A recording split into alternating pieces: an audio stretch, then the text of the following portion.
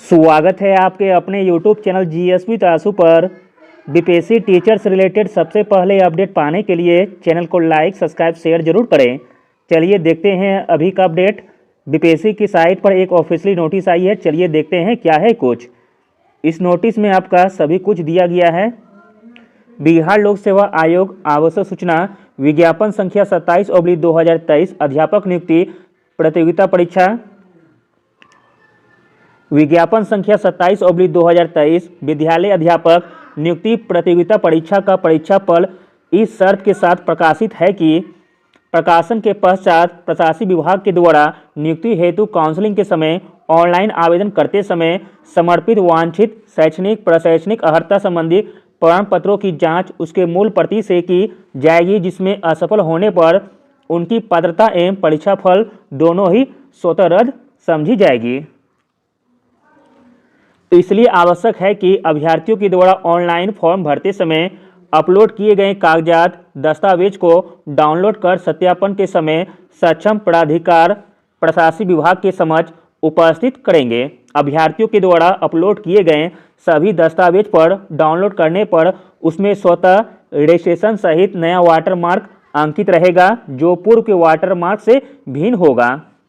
अंततः उक्त परीक्षा से संबंधित शर्त रूप से सफल अभ्यर्थियों को सूचित किया जाता है कि ऑनलाइन आवेदन करते समय आयोग के पोर्टल पर अपलोड किए गए अपने सभी प्रमाण पत्रों को डाउनलोड कर जिस पर आयोग का वाटरमार्क होगा, प्रशासनिक विभाग के द्वारा आयोजित काउंसलिंग में प्रस्तुत करेंगे। आयोग के वाटरमार्क के बिना कोई प्रमाण पत्र मान्य एवं स्वीकार नहीं होगा। कोई नया प्रमाण पत्र अपलोड कर पुनः डाउनलोड कर जमा करने की व्यवस्था मात्र संबंधित प्रशासनिक विभाग की अनुशंसा पर ही अभ्यर्थियों को दी जाएगी, अन्यथा नहीं। वीडियो को लास्ट तक देखिएगा, इसमें बहुत ही इंपॉर्टेंट बातें दी गई है। अभ्यर्थियों के स्वास्थ्य, दिव्यांगता आरक्षण से संबंधित प्रमाण पत्रों की जांच प्रशासनिक विभाग के द्वारा कराई जाएगी।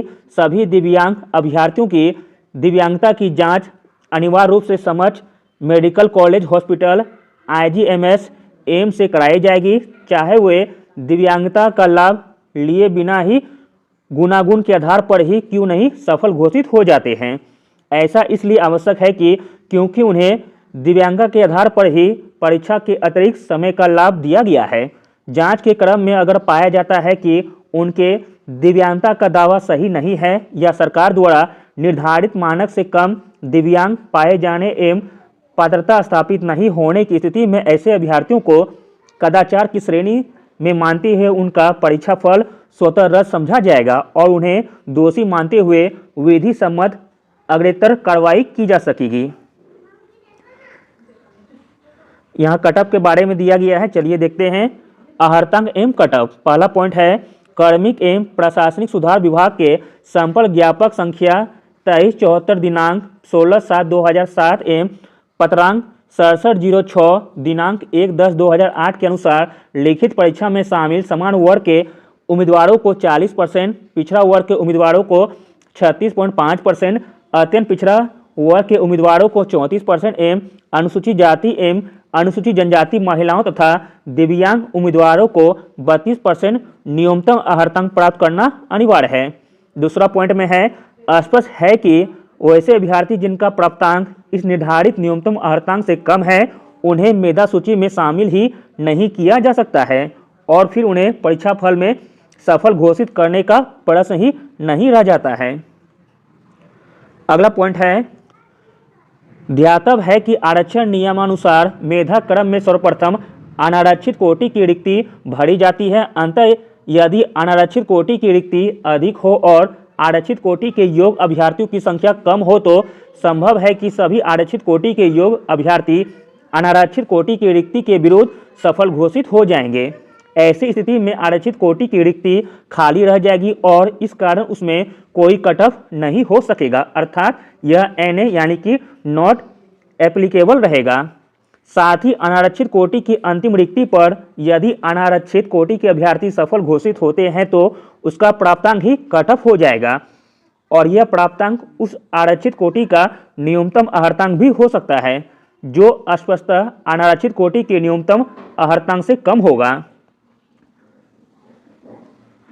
यह भी ज्ञातव्य है कि उपरोक्त विशेष परिस्थिति में अनारक्षित कोटि का कटअप वस्तुतः आरक्षित कोटि का न्यूनतम अर्हतांक हो जाने एवं अनारक्षित कोटि के अभ्यर्थियों का प्राप्तांक उससे अधिक होने के बावजूद अनारक्षित कोटि के उक्त अभ्यर्थी सफल घोषित नहीं हो सकेंगे यदि उनका प्राप्तांक अनारक्षित कोटि की न्यूनतम अर्हतांक से कम हो।